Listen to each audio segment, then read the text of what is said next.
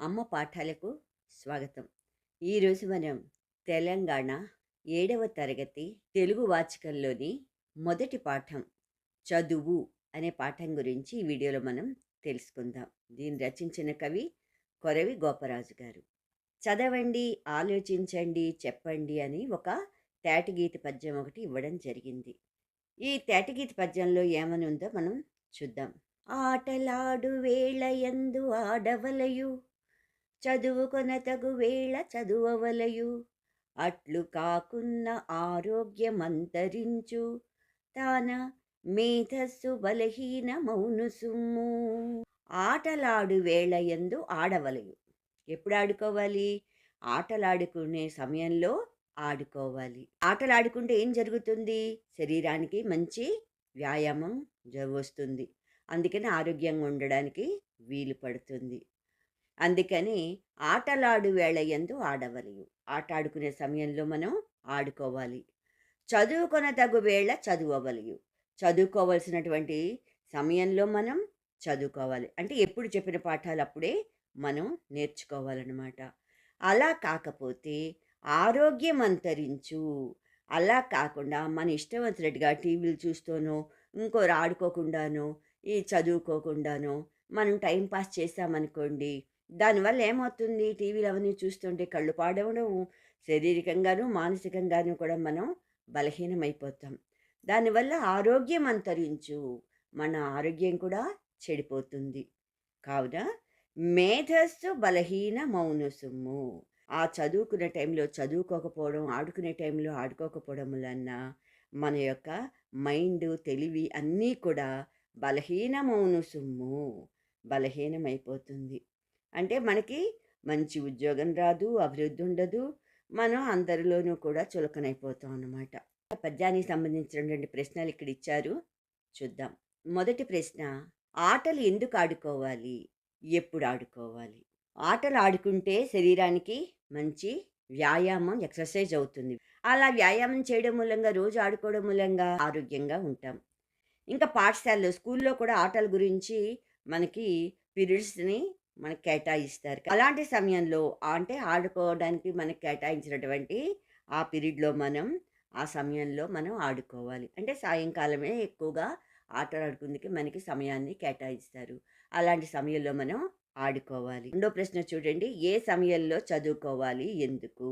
ఏ రోజు చెప్పిన పాఠాలను ఆ రోజు మనం ఇంటి దగ్గర చదువుకోవాలి. పొద్దుటంతా స్కూల్ సరిపోతుంది. సాయంత్రం ఆడుకోవడం అవుతుంది. అందుకని రాత్రి 7-9 గంటల మధ్య మనం ఆ చెప్పిన పాఠాలన్నీ నేర్చేసుకోవాలి. దానివల్ల ఏమవుతుంది? సమయం వృధా కాదు. అంతేకాకుండా ప్రతిరోజు కూడా ఎర్లీ అవర్స్ అంటే తెల్లవారుజామునే లేచి 5, 6 మధ్యలో లేచి అప్పుడు కూడా చదువుకుంటే మైండ్ ఎప్పుడు ఎలా ఉంటుందప్పుడు? చాలా ఫ్రెష్‌గా ఉంటుంది. అలా చేస్తే చదువు కూడా చాలా సులువుగా మనకి వచ్చేస్తుందనమాట.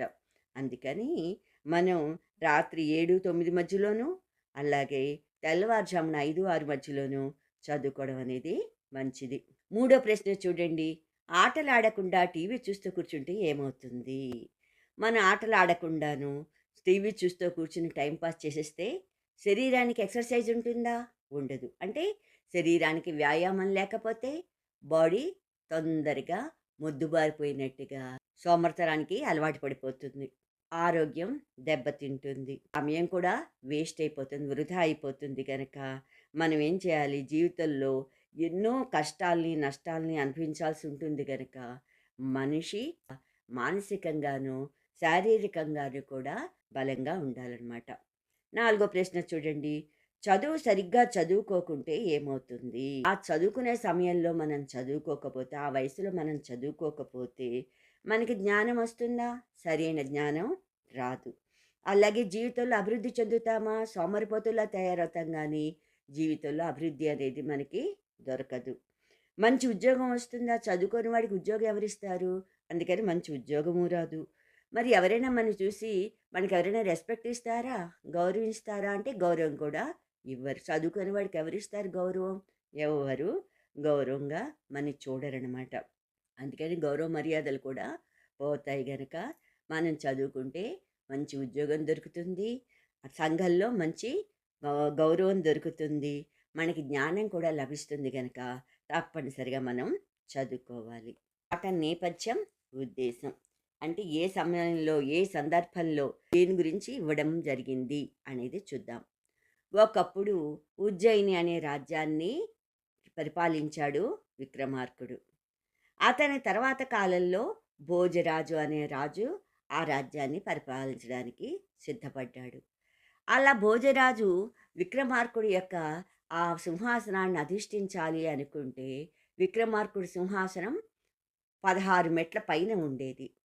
ఆ 16 మెట్లు ఎక్కి సింహాసనం మీద కూర్చోడానికి భోజరాజు సిద్ధపడితే, ఆ 16 మెట్ల మీద ఈ పక్క, ఆ పక్క సారభంజికలు అనేటటువంటివి పక్క 2 బొమ్మలుండేవి. ప్రతి మెట్టుకి కూడా. ఆ రకంగా 16 మెట్లకి 16 32 బొమ్మలున్నాయి. ఈ భోజరాజు ఒక్కొక్క మెట్టు ఎక్కుదామని సిద్ధపడితే, అక్కడున్నటువంటి ఆ బొమ్మలేం జేశాయి, "నువ్వాగు మహారాజా!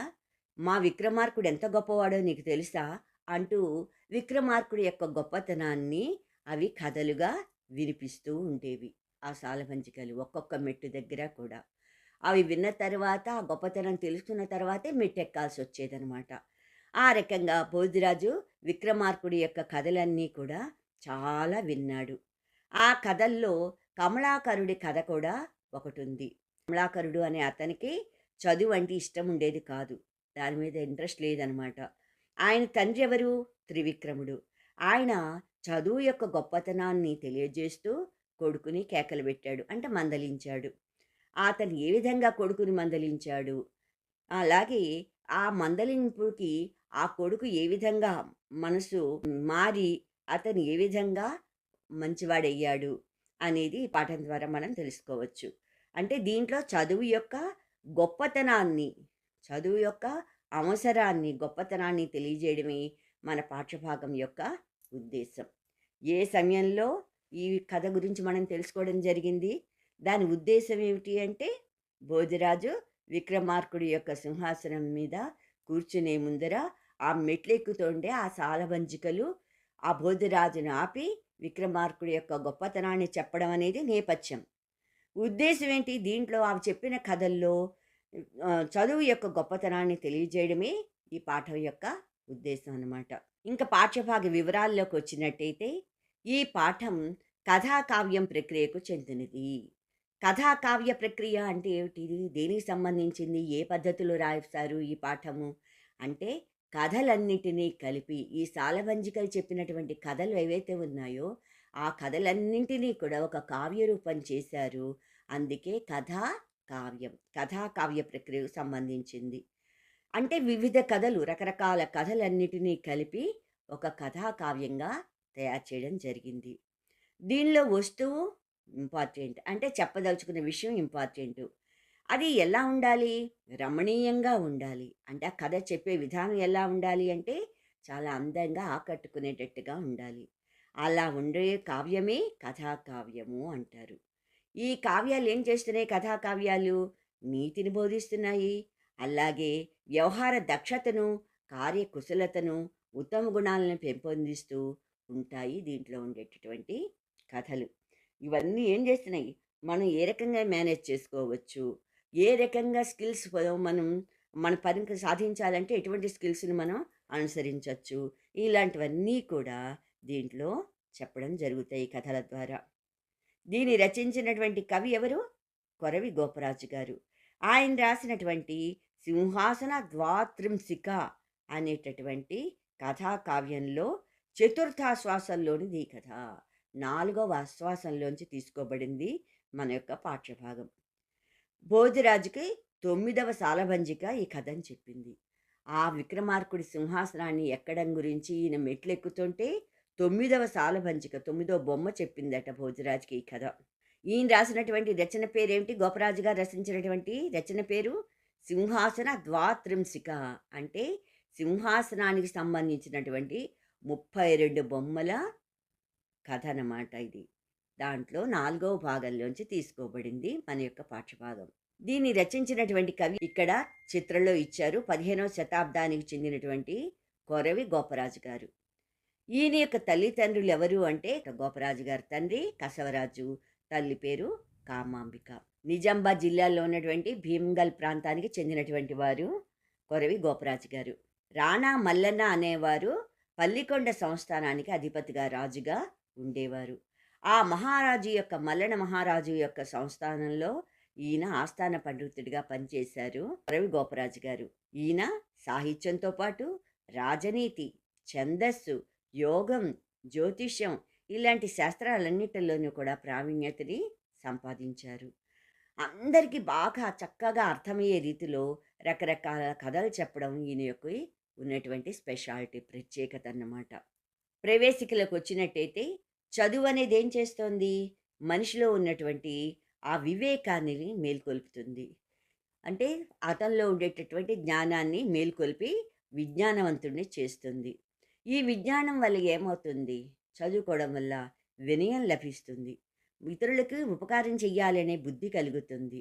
లౌక్యం తెలుస్తుంది. ఎలా మాట్లాడాలి, ఎలా ఉండాలి అనే లౌక్యం తెలుస్తుంది. ఏది ధర్మం, ఏది అధర్మం అనేది అది తెలుస్తుంది. ఆదర్శంగా జీవించడం అనేటటువంటి మంచి గుణం అలవడుతుంది.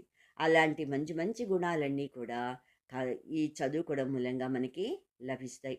పిల్లలు ఉత్తమ పౌరులుగా పెరగాలి, మంచివాళ్ళుగా ఉండాలి అని ప్రతి తల్లి తండ్రి కోరుకుంటారు. చదువు పట్ల నిర్లక్ష్యం వహించేటటువంటి పిల్లల్ని చూస్తే ఆ తల్లి తండ్రి చాలా బాధపడతారు. తమ పిల్లలు సమానంగా చదువుకోకపోతే తల్లి తండ్రి ఎంతో బాధపడతారు. విక్రమార్క మహారాజు యొక్క పురోహితుడిగా ఉన్నటువంటి త్రివిక్రముడు తన కొడుకైనటువంటి కమలాకరుడు సరిగ్గా చదువుకోకపోతే ఆయన కూడా చాలా బాధపడ్డాడు. మదన పడ్డాడు అంటే చాలా బాధపడ్డాడు. కొడుకుకు ఎలాగా హితవు పలికాడో ఈ పాఠం ద్వారా మనం తెలుసుకుందాం. చదువుకున్నటువంటి కొడుక్కి ఏ విధంగా మంచి మాటలు చెప్పాడు, ఎటువంటి మాటలు మాట్లాడాడు, ఏ రకంగా అతనిలో జిజ్ఞాసను రేకెత్తి చదువుకోవాలనే భావన కలిగించాడు అనేది మనం ఈ పాఠం ద్వారా తెలుసుకుందాం. పద్యాల గురించి చూద్దాం. ఇక్కడ ఆ వే అన్నాడు. ఆ వే అంటే ఆట వెల్ది పద్యము అని అర్థం. భట్టి మంత్రి సైన్యపాలి గోవింద చంద్రుడు త్రివిక్రముడు పురోహితుండు అప్పురోహితునకు ఆత్మజుండగు కమలాకరుండన్న వివేకి కలడు. విక్రమార్కుడు రాజ్యంలో భట్టి అనే అతను విక్రమార్కుడికి మంత్రిగా ఉన్నాడు. సైన్యాధ్యక్షుడిగా గోవిందచంద్రుడు అనేవాడు ఉండేవాడు. విక్రమార్కుడు ఆస్థానంలో పురోహితుడు ఎవరు అంటే త్రివిక్రముడు అనేవారు. ఈ త్రివిక్రముడు అనే పురోహితునకు ఒక కొడుకు ఉన్నట్ట. కొడుకు పేరేమిటి? కమలాకరుడు అనే కొడుకున్నాడు. ఆ కొడుకు ఎలాంటి వాడు అంటే అవివేకి అన్నమాట. వివేకం లేనివాడు, మూర్ఖుడైనటువంటి కొడుకొకడు ఉన్నాడు. రెండో పద్యం కమ్ అన్నాడు. కమ్ అంటే కంద పద్యము అని అర్థం. ఆ కమలాకరుడా కమలాకర సాదృశ్యముగా జడాశయుడైనన్ శోకము మది వదలంగా వివేకము పుట్టింప తండ్రి వెరపున దూరెన్. ఆ కమలాకరుడు అంటే త్రివిక్రముడైనటువంటి ఆ పురోహితుడి కొడుకైనటువంటి కమలాకరుడు కమలాకర సాదృశ్యముగా జడాశయుడైనన్. కమలాకరము అంటే కమలాలతో ఉన్నటువంటి సరస్సు, కొలను. అది ఏ విధంగా అయితే జడాశయంగా ఉంటుందో అంటే కదలికలేవి లేకుండా నిశ్చలంగా ఉండిపోతుందో ఆ సాదృశ్యంగా అంటే అదే విధంగా ఈ కమలాకరుడు కూడా ఎటువంటి చలనము లేకుండా అంటే ఎటువంటి ఒక బండరాయిలాగా అనమాట, ఎటువంటి ఫీలింగ్స్ లేకుండా ఉన్నట్ట. అలా ఉండేటప్పటికీ శోకము మది మొదలంగా శోకం తండ్రికి ఏమనిపిస్తుంది? కొడుకు చదువు లేదు, సంజ లేదు, ఏమీ లేదు, ఒక ముద్దులలాగా అలాగే ఉండిపోతే మనసులో బాధ కలిగింది ఆయనకి. వివేకము పుట్టింప ఆ కమలాకరులకే వివేకం కలిగించడానికి, అతనిలో తెలివితేటలను రప్పించడానికి, చదువుకోవాలనే బుద్ధి పుట్టడానికి తండ్రి వెరవున దూరెన్ ఈ విధంగా మాట్లాడుతున్నాడు. ఈ మూడో పద్యం చూడండి. మూడో పద్యం కూడా కమ్ అన్నాడు. కమ్ అంటే కంద పద్యము అని అర్థం. చుట్టములకు తల్లిదండ్రులకెట్టేయడం ప్రియము నెడపని చదువుల్ గట్టిగా ఎరుగని పుత్రుడు పుట్టుట కులమునకు దేవులు పుట్టుట చుమ్మి. చుట్టములకు అంటే బంధువులకు, తల్లిదండ్రులకు, తల్లికి తండ్రికి ఎట్టి ఎడన్ ఏ ఎప్పుడూ కూడా ప్రియము నెరపనెడవని చదువులు ఆనందాన్ని కలిగించేటటువంటి ఆ చదువుని గట్టిగా ఎరుగని పుత్రుడు, అసలు చదువుకోనటువంటి పుత్రుడు పుట్టుట, అలాంటి కొడుకు పుట్టడం కులమునకు దెవులు పుట్టుట చుమ్మి, వంశానికి తెగులు పుట్టినట్టే, అంటే చీడ పురుగు పుట్టినట్టే ఇలాంటి వాడు ఉండడం. బంధువులకు కానీ తల్లిదండ్రులకు కానీ ఎప్పుడూ సంతోషం కలిగించే చదువులు పిల్లలు నేర్చుకుంటూ ఉండాలి. అలాగ నేర్చుకోకపోతే ఏమవుతుంది? చదువులు నేర్వన్నటువంటి కొడుకులను చూస్తే వంశానికి తెగులుగా కనిపిస్తారు వాళ్ళు. అంటే వంశనాశనానికి జన్మించారా వీళ్ళు? మన వంశాన్ని నాశనం చేస్తున్నారే, మన వంశాన్ని పేరు ప్రతిష్టలు తేవటం లేదే అన్నట్టుగా తల్లిదండ్రులు, చుట్టాలు అందరూ ఇలాంటి కొడుకుల గురించి భావిస్తారనమాట. పద్యం చూడండి, కమ్ అన్నాడు. కమ్ అంటే కందపద్యం. విను ఉత్తమమగు పుట్టువు గనుపట్టెడు నట్టి రూపు గల మోదుగు పువ్వును మూర్ఖుండును ప్రబలెడు వనమున భవనమున తగిన వాసన గలదే. విను, కుమారుడితో అంటున్నాడు తండ్రి. విను అంటే ఉత్తమమైనటువంటి జన్మని ఎత్తటం, అందంగా ఉండడం, ఈ వీటి వల్ల ఏమైనా ఉందా?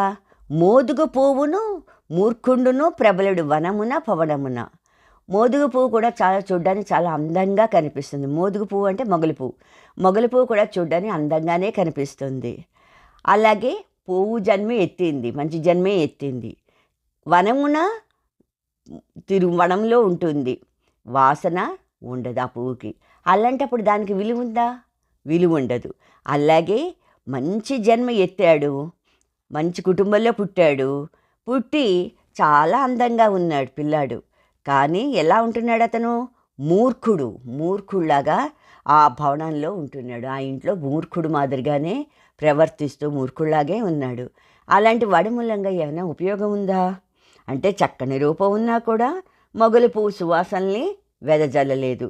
అలాగే ఉత్తమమైనటువంటి జన్మ ఎత్తిన చాలా అందమైనటువంటి రూపం ఉన్నప్పటికీ మూర్ఖుడు కుటుంబంలో వెలుగుని నింపలేడు. అలాంటి వాడి మూలంగా ఆ యొక్క వంశంలో మంచి పేరు లభించదు. ఇక్కడ ఆలోచించండి, చెప్పండి అన్నాడు. అవివేకి లక్షణాలు ఏమై ఉంటాయి? అవివేకి ఎలా ఉంటాడు? వాడి లక్షణాలు ఎలా ఉంటాయి అంటే, అవివేకి అంటే ఎవరినంటారు అవివేకని? తెలివి లేని వాడిని అవివేకి అంటారు. అంటే అవివేకి లక్షణాలు ఎలా ఉంటాయి? తెలివి లేకపోవడం, ఏది మంచో ఏది చెడో తెలియకపోవడం, ఏది చెయ్యాలో ఏది చేయకూడదో తెలియకపోవడం, ఎవరితో ఎలా మాట్లాడాలో ఎలా మాట్లాడకూడదో అది అర్థం కాకపోవడం, ఇలాంటి లక్షణాలు అవివేకి ఉంటాయన్నమాట. కవి కమలాకరుణ్ణి జడాసైడు అన్నాడు కదా, అలా అనడం తగినదేనా ఎందుకు అంటాడు. కవి ఏం చేశాడు? కమలాకరుణ్ణి జడాసైడు అనడం కరెక్టే, తగినదనే చెప్పాలి. ఎందుకంటే అతడికి వివేకం ఉందా? వివేకం లేదు. అందుచేత చేతనమైనటువంటి మనసు కాక అచేతనమైనటువంటి మనసు కలిగి ఉన్నాడు. అంటే మనసులో ఎటువంటి భావాలు లేవన్నమాట. చదవాలని కానీ, మంచిగా ఉండాలని కానీ, మంచిగా మాట్లాడాలని కానీ ఇలాంటి భావాలేమీ లేవు అతనిలో. అలాగే కమలాకరం అంటే ఏమంటారు? సరస్సు. కమలాకరము అంటే కమలాలతో ఉన్నటువంటి సరస్సు, కొలను, లేక్ అన్నమాట. అది ఎలా ఉంటుంది? ఎటువంటి కదలికలు లేకుండా నిశ్చలంగా నిర్మలంగా అలాగే ఉంటుంది, నీటితోటి పువ్వులతోటి. అలాగే కమలాకరుడు కూడా ఎటువంటి ఆశయము లేకుండా స్తబ్దంగా ఉండిపోతాడు కనుక, జడుడిలా ఉండిపోతాడు కనుక ఈ జలాశయంతో దాతన్ని పోల్చడం కరెక్టే, అది సరి అయింది. ఇక్కడ ఇంకోటి కూడా అన్నాడు చూడండి, చదువు రాని పిల్లలు వంశానికి తెగులు అన్నాడు కదా కవి. దీని మీద ఏమిటి మీ అభిప్రాయం అన్నాడు. తెగులు అంటే ఏమిటి అసలు? మొక్కలకు వచ్చేటటువంటి ఒక రకమైనటువంటి చీడ, వ్యాధి అన్నమాట. అది వస్తే ఏమవుతుంది? మొక్కలు నశించిపోతాయి. చీడ మూలంగా మొక్కలు ఎలా అయితే నాశనమైపోతాయో, చదువురాని పిల్లల వల్ల కూడా ఆ వంశం యొక్క పేరు ప్రతిష్టలు గౌరవం అన్నీ కూడా నశించిపోతాయి అనేది నా యొక్క అభిప్రాయం. తర్వాత పద్యం చూడండి, పువ్వు గుర్తుంది కమ్ అన్నాడు. కమ్ అంటే కందపద్యము అని అర్థం. పరులకు సోదరులకు భూవరులకు కొనరాదు, సర్వవశ్యము తానెవ్వరికిచ్చిన కోటి గుణోత్తర వృద్ధి భజించు, విద్య తన ధనమిప్పుడు. ఇంకొకసారి వింటారా పద్యం? ముఖ్యమైన పద్యం కదా. పరులకు సోదరులకు భూవరులకు కొనరాదు, సర్వవశ్యము తానెవ్వరికిచ్చిన కోటి గుణోత్తర వృద్ధి భజించు, విద్య తన ధనమిప్పుడు. పరులకు అంటే ఇతరులకు, సోదరులకు అంటే అన్నదమ్ములకు, భూవరులకు రాజులకు, ఇలాంటి వాళ్ళు ఎవరైనా సరే కొనరాదు, తీసుకుని పోదాము చదువుని అనుకుంటే వాళ్ళెవ్వరికీ తీసుకెళ్ళేటటువంటి అవకాశం లేదు. అంటే తీసుకోవడానికి వీలుండదు. నీ దగ్గరున్న చదువు ఇతరులు కానీ, అలాగే నీ యొక్క అన్నదమ్ములు కానీ, లేదా రాజులు కానీ ఎవ్వరూ కూడా తీసుకోలేరు. అంటే మన దగ్గర చదువు ఉంటే ఎవ్వరూ దొంగిలించలేరనమాట. సర్వవశ్యము నీకు వశంగా ఉంటుంది, నీకే వచ్చి ఉంటుంది ఆ చదువు అనేది. తానెవ్వరికిచ్చిన కోటి గుణోత్తర వృద్ధి భజించు. ఈ చదువుకున్న వాళ్ళ దగ్గర ఉన్నటువంటి చదువుని ఎవరికైనా ఇవ్వాలి అంటే, ఎవరికైనా చెప్పాలనుకున్నా, ఎవరికైనా దానం చెయ్యాలనుకున్నా అది కోటి గుణోత్తర వృద్ధి భజించు, కోటి రెట్లు ఇంకా ఇంకా చెప్పిన కొలది వృద్ధి చెందుతుంది. ఎందుకంటే నువ్వు మర్చిపోవడం అనేదే ఉండదు ఆ చదువు. అందువల్ల అది ఇంకా ఇంకా అభివృద్ధి చెందుతుందే తప్ప నీవు ఎవరికిచ్చినా కూడా, ఎవరికి చెప్పినా కూడా అది వృధా కాదు. విద్య తన ధనం ఎప్పుడు, తన యొక్క విద్య అనే ధనము ఎప్పుడూ కూడా ఇతరులు కానీ, అన్నదమ్ములు కానీ, రాజులు కానీ ఎవ్వరూ తీసుకుపోవడానికి వీలుగా ఉండదు. అలాగే నీ దగ్గర ఉన్నటువంటి చదువుని నువ్వు ఎవరికైనా దానం చేసినా, అంటే ఎవరికైనా చెప్పినా చెందినా కూడా అది ఇంకా కొన్ని రెట్లు, కోటి రెట్లు అది అభివృద్ధి చెందుతుందే తప్ప ఈ విద్యాధనానికి నాశనం అనేది ఉండదన్నమాట. అందుకని విద్య అన్ని ధనాల కంటే కూడా చాలా గొప్పది, విలువైనది అంటాడు. తర్వాత పద్యం చూడండి, 6వ పద్యం. ఇది కూడా కమ్మన్నాడు. కమ్మంటే కంద పద్యము. పరభూమికి జనుచోదస్కరులకు కనపడదు, వ్రేగుగా తెచ్చట ఎవ్వరినైనా హితుల చేయును, ధరలో మరి విద్య బోల ధనములు గలవే. ఇది ముఖ్యమైన పద్యం కనుక మరొకసారి వినండి. పరభూమికి చనుచోదస్కరులకు నగపడదు, వ్రేగుగా తెచ్చట ఎవ్వరినైనా హితుల చేయును, ధరలో మరి విద్య బోల ధనములు కలవి. పరభూమికి అంటే నువ్వున్న చోటు నుంచి ఇతర ప్రాంతాలకు చనుచో వెళ్ళినప్పుడు తస్కరులకు నగపడదు. నువ్వు డబ్బు కానీ నగలు కానీ పట్టుకుని వెడుతూ ఉంటే అది ఎదటి వాళ్ళకి తెలిసిపోతుంది. వీడి దగ్గర డబ్బు ఉందిరా, వీడి దగ్గర నగలు ఉన్నాయిరా, ఇలాంటివన్నీ కూడా ఎదటి వాళ్ళకి దొంగలించడానికి తెలిసిపోతుంది, వాళ్ళు తీసుకెళ్ళిపోవచ్చు. కానీ విద్య అనే ధనం ఉందే, అది మనం ఉన్న చోటు నుంచి పరభూమికి, వేరే ప్రాంతానికి చనుచో మనం వెడుతున్నప్పుడు తస్కరులకు నగపడదు. దొంగలిద్దాము అనుకుంటే దొంగలకు ఎవరికి కూడా అది కనిపించదు. వ్రేగు కాదు అంటే అది బరువు కూడా కాదు. నువ్వు పట్టుకెడితే ఇంత డబ్బులు మూట పట్టుకెళ్ళినా బరువు అనిపిస్తుంది, నగలు పట్టుకెళ్ళినా మొయ్యాలి బరువు అనిపిస్తుంది. కానీ చదువు అనేది నీలోనే ఉంటుంది కనుక నేర్చుకుంటే అది బరువు కాదు, ఎక్కడైనా కూడా అది బరువు అనిపించదు. ఎవ్వరినైనా హితుల చెయ్యును, అది ఎటువంటి వాళ్ళనైనా సరే హితుల చెయ్యును అంటే నీకు మంచివాళ్ళగా చేస్తుంది, అంటే నీకు ఉపయోగపడుతుంది. 10 మందితో మాట్లాడడానికి, 10 మందిని మంచి చేసుకోవడానికి ఆ విద్యాధనం అనేది ఎంతగానో నీకు ఉపయోగపడుతుంది. ధరలో మరి విద్య బోల ధనములు గలవే. ధరలో అంటే ఈ భూమిలో, మరి విద్య బోల విద్యను పోలినటువంటి ధనములు కలవే. మరి ఇంక ఇతర ధనం ఏమైనా ఉందా? లేదు. అంటే విద్యాధనాన్ని మించినటువంటిది మరి ఇంకా ఏ ధనము కూడా దాంతో పోలదు, సరితూగదు అంటాడు. అంటే అన్ని ధనాల కంటే కూడా విద్య అనే ధనం ఉందే, అది ఎక్కడికి వెళ్ళినా కూడా ఎవ్వరూ దొంగలించలేరు, నీకు బరువు అనిపించదు. ప్రతి వాళ్ళని నీ చదువు ద్వారా, నీ యొక్క వివేకం ద్వారా, చదువుతో వచ్చినటువంటి వివేకం ద్వారా 10 మందితో మాట్లాడడానికి, 10 మందిని మంచి చేసుకోవడానికి, 10 మందికి నువ్వు ఉపయోగపడడానికి ఉంటుంది. అందుకని ధరలు భూమి మీద విద్యను పోలినటువంటి ధనము మరి ఇంకేదీ కూడా లేదు సుమా అంటాడు. తర్వాత 7వ పద్యం చూడండి. గద్యము పద్యము పెనుప గైకొనుటొండే ధ్రువా ప్రబంధ సంపజ్జుడౌటయుండే మృదు భాషల ప్రొద్దులు పుచ్చుటుండే లోకోద్యమ లక్షణం బెరుగుటుండే కడున్ భజించుగాక ఏ విద్యలు నేరడేని పశువేయకు కాదే గణించి చూచినన్. ఊ అన్నాడు చూడండి పక్కన. ఊ అంటే ఉత్పలమాల. పద్యాల్లో దీని పేరుని ఏమంటారు? ఈ పద్యాన్ని ఉత్పలమాలకు సంబంధించినటువంటి పద్యము అంటారు. గద్యము పద్యము వెనుపగైకనుటుండి. గద్యము అంటే గద్య కావ్యాలు, పద్యమును పద్య కావ్యాలను, బెనుపన్ అవన్నీ కూడా అతసించేటట్టుగా గైకొనుటుండి అవన్నీ కూడా నువ్వు చదవాలి. గైకొనాలి అంటే అవన్నీ నువ్వు గ్రహించాలి. అంటే పద్యాలని చదవాలి, గద్యాలని చదవాలి, అంటే పుస్తకాలు అనేకం నువ్వు చదువుకోవాలి. ధ్రువా ప్రబంధ సంపజ్జుడౌటయుండి. ధ్రువా ప్రబంధ సంపజ్జుడు.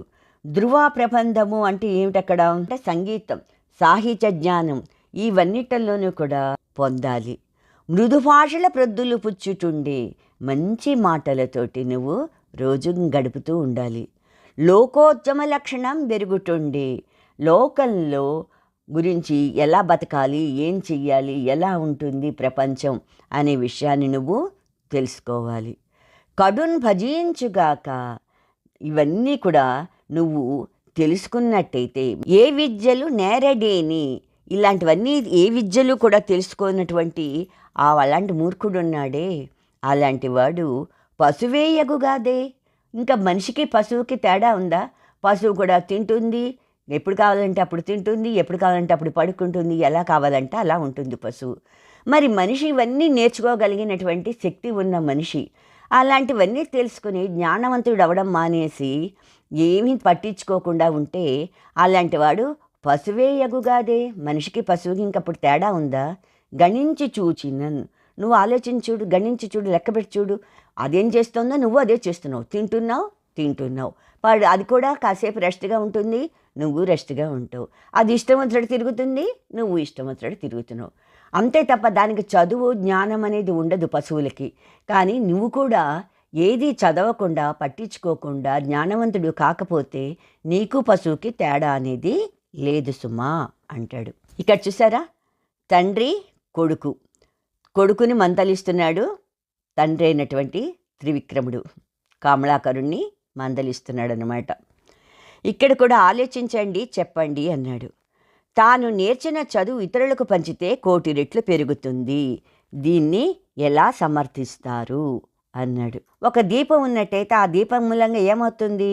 అనేక దీపాలని వెలిగించడానికి అవకాశం ఉంటుంది. కాంతులు ఇంకా ఎక్కువగా పెరుగుతాయి, వెలుగు నిండుతుంది. ఇంకా ఒక్క దీపంతో మిగిలిన దీపాలన్నీ వెలిగించడానికి ఉపయోగపడుతుంది. అదంతా కూడా చుట్టుపక్కల ప్రాంతం అంతా కూడా కాంతితో నింపడానికి అవకాశం ఉంటుంది. అలాగే చదువు నేర్చుకుంటే చదువు ఎంతమందికైనా చెప్పచ్చు. ఇంతమందికే చెప్పాలి, ఇంతమందితోటి ఆపేయాలని కూడా లేదు. ఎంతవరకు వీలైతే ఎంతమందికైనా కూడా మనం చదువుని చెప్పచ్చు. అలా చదువును పంచచ్చు అన్నమాట. అలా ఎంతమందికి తను చదువు చెప్పినప్పటికీ కూడా దానివల్ల ఏమవుతుంది? తను అందరికీ ఆ చదువుని పంచడం మూలంగా తన దగ్గరున్న చదువు ఏమైనా అరిగిపోతుందా, కరిగిపోతుందా? అరగదు, కరగదు సరికదా. ఇంకా గొప్పగా తనలో ఉన్నటువంటి ఆ యొక్క చదువుని, ఆ జ్ఞానాన్ని ఎప్పుడూ మర్చిపోకుండా అది ఎప్పుడూ గుర్తుగా ఉంచుకోవడానికి ఉపయోగపడుతుంది. అంటే అంత గొప్పగా తనలో పంచిన కొద్దీ చదువు, ఆ జ్ఞానం తనలో ఇంకా ఇంకా పెరుగుతూనే ఉంటుంది. అందుకని ఎంతోమందికి తన చదువు ద్వారా శోభని కలిగించవచ్చు, వెలుగుని కలిగించవచ్చు, వాళ్ళల్లో ఉండే అజ్ఞానాన్ని పోగొట్టచ్చు అని మనం చెప్పుకోవచ్చు. చదువు దొంగలకు కనిపించదు, చర్చించండి అన్నాడు. చదువు అనేది కనిపించే వస్తువాది. నువ్వు చదువుకున్న చదువు నీకు తెలుస్తుంది. ఏదో సర్టిఫికెట్లు వచ్చాయి కనుక ఇన్ని సర్టిఫికెట్లు ఇన్ని చదివానని చూపించుకోవడానికి వస్తుంది. ఆ సర్టిఫికెట్ లేకపోయినప్పటికీ, కనిపించకపోయినప్పటికీ, అవి మిస్ అయినప్పటికీ నీ చదువు ఎక్కడికి పోదు కదా. నీవు ఇంత చదివావు అనేది నీకు ఆ జ్ఞానం ఎక్కడికి పోదు కదా. అందుకే చదువు అనేది కనిపించే వస్తువు కాదు, అది నువ్వు నేర్చుకుంటే వచ్చే వస్తువు. పోనీ ఆభరణమా లేదా ధనమా, అవి దాచిపెట్టుకోవడానికి అది దాచిపెట్టుకున్న ఆభరణము కాదు, ధనము కాదు. అందుకని ఎవరు దొంగిలించడానికి కూడా అవకాశం లేదు. అందుకే చాటుగా మాటుగా మారు రూపంలోనూ విద్యను పొందుట మన సాహిత్యంలో కనిపిస్తుంది. అంటే ఏంటి, ఏదో రకంగా అది గురువుగారికి చెప్పకుండా దొంగచాటు నుంచి విని అలా నేర్చుకుని మొత్తం మీద ఏదో రకంగా విద్యను అభ్యసించడం అనేది మనకి పురాణాల్లోను కానీ ఎక్కడైనా మనకి కనిపిస్తూ ఉంటుందన్నమాట. అందుకని ఏ రకంగా నేర్చుకున్నా కూడా విద్య అనేది నేర్చుకోగలిగితే దాన్ని ఎవ్వరూ ఏమీ చెయ్యలేరు. మన నుంచి మన చదువుని ఎవ్వరూ కూడా లాక్కోలేరు. తర్వాత చూడండి, అందరూ మెచ్చుకోవాలంటే మనం ఏ చదువులు చదవాలి? అందరూ మెచ్చుకోవాలంటే మనం ఏం చేయాలి? మనం నేర్చిన చదువులే మనకి గౌరవాన్ని ఇస్తాయి. ఆ చదువు వల్ల మనకి కాదు, ఇతరులకు కూడా మేలు కలిగేటట్టుగా ఉండాలి. అది కనుక ఉన్నట్టయితే ఏ చదువు చదువుకున్నా మంచిదే. నువ్వు ఇంజనీరుగా, లేకపోతే డాక్టరుగా, ఓ సైంటిస్టుగా, ఇంకోటిగా ఏదైనా కానీ నువ్వు చదివే చదువు మూలంగా నీకు ఉపయోగపడాలి, ఎదటి వాళ్ళకు కూడా ఉపయోగపడాలి. అలాంటి చదువు ఏది చదివినా కూడా అది మెచ్చుకోవాల్సిందే. అలాగే ఇంకా సంగీతం, సాహిత్యం, నాట్యం ఇలాంటివన్నీ కూడా కళా సంబంధమైనటువంటి చదువులు కూడా చాలా ఉన్నాయి. ఇలా ఎన్నెన్నో చదువుకోతగ్గ చదువులు ఉన్నాయి. శాస్త్రానికి సంబంధించినవి కావచ్చు, కళలకు సంబంధించినవి కావచ్చు, ఏ విద్యల్లో అయినా సరే పాండిత్యాన్ని నైపుణ్యాన్ని పొందినట్టయితే ఇంకా కొత్త విషయాలు మనం తెలుసుకోవచ్చు, ఎదుటి వాళ్ళకు కూడా వాటిని నేర్పచ్చు. దీనివల్ల లోకానికి ఎంతో ఉపయోగపడుతుంది. అందుకని కొత్త వాటిని కనుక్కుంటే ఇంకా ఇంకా అందరూ మెచ్చుకోవడం జరుగుతుంది. తర్వాత పద్యం చూడండి, ఇది ముఖ్యమైనటువంటి పద్యము. పువ్వు గుర్తుంది, సా అన్నాడు. సా అంటే శార్దూలం. సంగీతంబు కవిత్వతత్వమును సౌజన్యంబు భావంబు సత్సాంగత్యంబు ఇరుంగడేని భువినాశ్చర్యముగా వాలమున్ శృంగద్వంద్వములేని ఎద్దతండనం చెల్లు తృణం బాతడయ్యాంగీకంబున మేయుడా పశుల భాగ్యం బిచ్చటం కల్గుటన్. మరొకసారి వినండి. సంగీతంబు కవిత్వతత్వమును సౌజన్యంబు భావంబు సత్సాంగత్యంబు నిరుంగడేని భువినాశ్చర్యంబుగా వాలమున్ శృంగద్వంద్వంబులేని ఎద్దతడనం చెల్లు తృణం బాతడయ్యంగీకంబున మేయుడా పశుల భాగ్యం బిచ్చటం గల్గుటన్.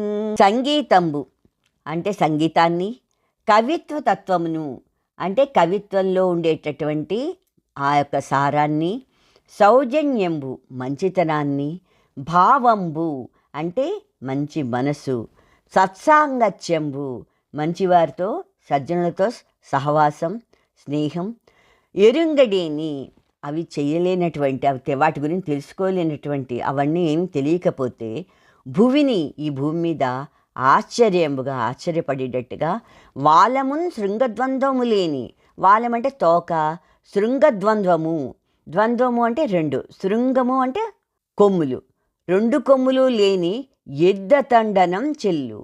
ఈడు కూడా ఎద్దు లాంటి వాడు, చదువులేని మొద్దు ఎద్దు అంటారు కదా, ఎద్దు లాంటి వాడు. వాడికి తోక లేకపోయినా తోకలేని ఎద్దు, అలాగే కొమ్ము లేని ఎద్దుతోటి సమానం వీడు. తృణంబు అతడు అయ్యంగీకంబుడమేయడు, వాడు మాత్రము ఆ తృణాన్ని అంటే గడ్డిని అతడు అయ్యంగీకంబుడమేయడు, వాడు భోజనంగా గడ్డిని మాత్రం తినడు, పచ్చగడ్డిని తిండు. అది మాత్రం ఆ పశువుల భాగ్యం బిచ్చటం కలుగుతాను. ఇది వీడు ఆ పశువులు తినే పచ్చగడ్డికి పోటీ పట్టలేదు, వాటిలాగే బతుకుతున్నాడు. ఆ పచ్చగడ్డికి మాత్రమే పోటీ పట్టలేదు కనుక తినడానికి అది ఆ పశువులు చేసుకునే అదృష్టము అనుకోవాలి. భావం ఏమిటి దీనిది?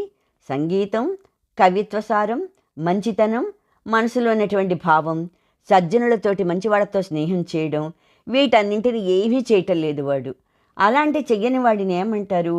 భూమి మీద తోక కొమ్ములు లేక తిరుగుతున్నటువంటి ఎద్దు అని అలాంటి వాడిని మనం అనొచ్చు అనమాట. అటువంటి వాడు గడ్డి మేయకపోవడం అనేది ఉంది చూసావా, అది పశువుల పాలిట అదృష్టం అని మనం చెప్పుకోవాలి. తర్వాత ఇక్కడ సి అన్నాడు. సి అంటే సీసపద్యము అని అర్థం. అనుచు నెగ్గించిన ఆ కమలాకరుండభిమానియై తన ఆత్మలోన విద్యలు నేర్చి వివేకినై కాని ఈ జనకు వక్తము చూడననుచు వెడలి కాశ్మీర దేశంబు కడకేగి ఒక యూర చంద్రకేతుండను సౌజ్ఞబరుగు ఉత్తమ ద్విజున్ కొల్చియుండగా అతడు క్రమమున సిద్ధ సారస్వతంబు కరుణ నొసగిన అతడు సాంగంబు నకాక 4 వేదములను కావ్య నాటకములు దర్శనంబులు నీతి శాస్త్రములు తివిరి కలయ సంగీత సాహిత్య కళలు నేర్చి. తండ్రి ఎప్పుడైతే తన్ని ఎద్దుతో పోల్చి ఇది మంచిది కాదు అని అతన్ని మందలించాడో అలా అనుచు నెగ్గించిన అలానే అతన్ని ఎగతాళి చేసి కొడుకుని ఎగతాళి చేసి మాట్లాడితే ఆ కమలాకరుండి అభిమాని అయి ఆ కమలాకరుడికి చాలా బాధ వచ్చేసింది, అభిమానం వచ్చేసింది. తన ఆత్మలోని విద్యలు నేర్చి అనుకున్నాడు, ఇంకా నేను చదువు నేర్చుకుని వివేకినై కానీ నేను మంచివాడిగా వివేకవంతుడయ్యాక కానీ ఈ జనకును వక్తము చూడననుచు వెడలే. ఇంకప్పటి నేను మంచివాడినై బాగా చదువుకునే అప్పుడు మా నాన్న మొహం నేను చూస్తాను, అంతవరకు నేను చూడను అనుకుంటూ అక్కడి నుంచి ఇల్లు వదిలిపెట్టి వెళ్ళిపోయాడు. ఎక్కడికి వెళ్ళాడు? కాశ్మీర దేశంబు కడకేగి కాశ్మీర్ దేశానికి వెళ్ళిపోయాడు. అక్కడ ఒక ఊరులో చంద్రకేతుడను సౌజ్ఞబరుగు చంద్రకేతుడు అనే పేరు కలిగినటువంటి ఒక ఉత్తమమైనటువంటి ద్విజను కొలిచి బ్రాహ్మణుడి దగ్గరికి వెళ్ళి ఆ చదువులన్నీ అతన్ని కొలుస్తూ అతని సేవ చేస్తూ అవన్నీ కూడా అతడు క్రమముగా సిద్ధ సారస్వతంబు అంటే వాన్మయాన్ని సాహిత్యాన్ని కరుణ వసగిన అతడంతా కూడా సేవ చేస్తున్నటువంటి శిష్యుడికి ఇవన్నీ కూడా నేర్పగా అతడు సాంగంబుగాక 4 వేదములను దాంతోపాటే అతడు 4 వేదాలు, కావ్యాలు, నాటకాలు, దర్శనాలు, నీతి శాస్త్రాలు ఇవన్నీ సంగీతం, సాహిత్యం, కళలు ఇలాంటివన్నీ కూడా నేర్చుకున్నట్ట ఆ బ్రాహ్మణుడి దగ్గర సేవ చేస్తూ. ఇక్కడ చూసారా పక్కన ఈ చిత్రంలో చంద్రకేతుడు అనేటటువంటి గురువుగారు ఈ బ్రాహ్మణుడి దగ్గర సేవ చేస్తూ అన్నీ నేర్చుకున్నటువంటి మన యొక్క కమలాకరుడు ఇక్కడ చిత్రంలో కనిపిస్తున్నారు. ఇవన్నీ నేర్చుకున్నాడు. నేర్చుకున్న తరువాత ఇక్కడ వా అన్నాడు. వా అంటే వచనము. ఇది పద్యం కాదు, వచనం. అభిజ్ఞుండై గురు నాన్నతి వడిసి తిరిగి దేశ విశేషంబులు చూడం చరించుచు. అభిజ్ఞుండై అంటే ఇంకా అన్నీ నేర్చుకున్నాడు, ప్రావీణ్యత సంపాదించుకున్నాడు. అభిజ్ఞుండై అంటే ప్రావీణ్యత సంపాదించిన వాడై గురుని ఆనతి వడసి గురువు దగ్గర పర్మిషన్ తీసుకున్నాడు. ఆనతి వడసి అంటే పర్మిషన్ తీసుకొని ఆజ్ఞ తీసుకుని తిరిగి దేశ విశేషంబులన్ చూడం చరించుచు ఇంకా దేశంలో ఉండేటటువంటి విశేషాలన్నీ తెలుసుకోవాలని అక్కడి నుంచి వెళ్ళడానికి సిద్ధపడ్డాడు. ఇక్కడ ఆలోచించండి చెప్పండి అన్నాడు. పశువులకి మనుషులకి తేడా ఏమిటి అని అడిగాడు. మాట్లాడతాయా? మాట్లాడలేవు. మనిషి మాట్లాడగలడు, అదొక పాయింట్. రెండోది తీసుకుంటే ఆలోచించే స్వభావం మనిషికి ఉంది, మరి పశువులకుందా? లేదు. మరి ఇక్కడ గౌరవం అని మర్యాద అని తర్వాతేమో మానం అభిమానం తను తిట్టారనే సిగ్గు ఇలాంటివన్నీ పశువులకు ఉన్నాయా? లేవు. అదే మానవులకు మానాభిమానాలు గౌరవ మర్యాదలు ఇవన్నీ కూడా మానవులకి ఉన్నాయి. 4వ పాయింట్ ఏంటంటే మానవుని చేత పెంచబడతాయి, వాటికి సహాయం చేస్తాయి పశువులు అనేవి. పశువుల ద్వారా లాభం పొందుతూ ఆ పశువుల్ని కీడు చేస్తాడు మనిషి. ఈ రకంగా మనుషులకి పశువులకి తేడాలన్నమాట. తర్వాత ఏమన్నాడు? కమలాకరుని తీరుగా మీరు ఎప్పుడైనా ప్రతిన పూనారా? ఎందుకు? కమలాకరులాగా నేను కూడా ప్రతిన పూనాను. ఎందుకంటే ఒకప్పుడు నాకు సరిగ్గా చదువుకోవడం, చదువు మీద ఇంట్రెస్టు, దాని మీద శ్రద్ధ అవన్నీ కూడా ఎక్కువ ఉండేది కాదు. మార్కులు తక్కువ వచ్చేవి. దానివల్ల అమ్మ నాన్న నన్ను తిడితేవారు. అందుకని నాకు కూడా పౌరుషం వచ్చి అభిమానం వచ్చి నేను కూడా చదువుకోవాలని కానీ నేను ప్రతిన పూని అప్పటి నుంచి ఎక్కువగా శ్రద్ధగా చదువుకోవడం మొదలుపెట్టి చదివానమాట. అలా చదువుకోవడం వల్ల నాకు ఇప్పుడు మంచి మంచి మార్కులు వస్తున్నాయి. 3 తీసుకుంటే కమలాకరుడు గురువునకు సేవ చేస్తూ విద్యను నేర్చుకున్నాడు. మరి మీరు ఉపాధ్యాయులకి ఏం సేవలు చేస్తారు? ఉపాధ్యాయులకి మేము అప్పుడప్పుడు చేయదగ్గ ఏదైనా పనులు చెప్తే చేసి పెడుతూ ఉంటాము. ఏదైనా పుస్తకం కానీ కలం కానీ కావాలి అంటే మా కళలు, పుస్తకాలు అందిస్తూ ఉంటాము. తాగేందుకు మంచినీళ్ళు కావాలి అంటే మంచినీళ్ళు తెచ్చిస్తాము. అలా గురువుగారు చెప్పినటువంటి పనులు చేస్తూ, గురువుగారి యొక్క ప్రేమని పొందడానికి ఎప్పుడూ కూడా మేము ప్రయత్నిస్తూ ఉంటాం. ఇంకా ఈ మిగిలిన ప్రశ్నలు వాటి గురించి తర్వాత వీడియోలో మనం తెలుసుకుందాం.